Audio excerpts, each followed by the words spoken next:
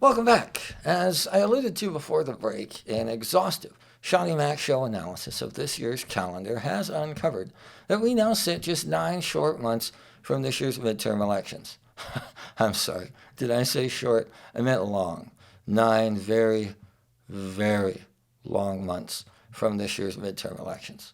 Now, the midterm elections, of course, are a time when the entire House and a full third of the U.S. Senate are up for grabs, meaning it's the perfect time for both of our major parties to really reflect on the last 2 years and really try to come up with a coherent agenda which they can then put in front of the American people and show them what each of them might do to help lead their lives in a better direction in the next time. I'm totally kidding. Mitch McConnell wants a 100% policy-free midterm campaign. Others in the GOP are less sure. Excellent.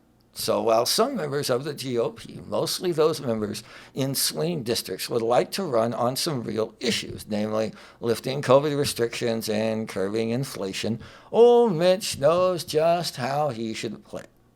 Well, I guess it's a good thing that'll never work.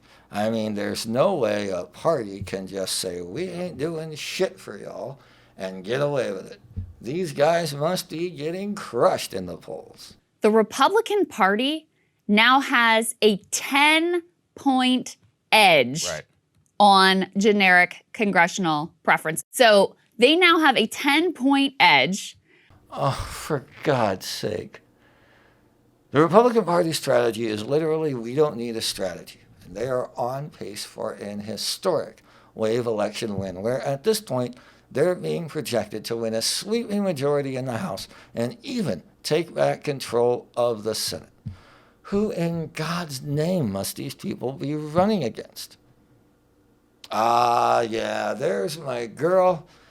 While some members of the Democratic Party are mostly those in winnable or even vulnerable districts, are wanting to run on issues like health care, the economy, and education. Their party leaders know that that's all a bunch of silliness and that what the American people really want to be litigated is the presidency of Donald Trump again. Yes, the real issue that we need to tackle in the 2022 midterm election cycle is, did the previous president flush paper down the White House toilet?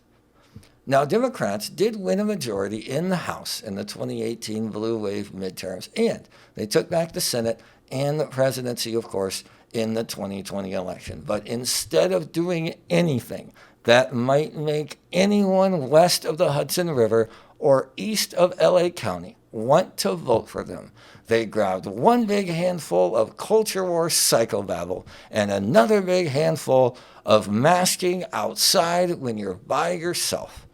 And they dove headlong into an historically underwater president and what sure looks like a bloodbath in this year's midterms.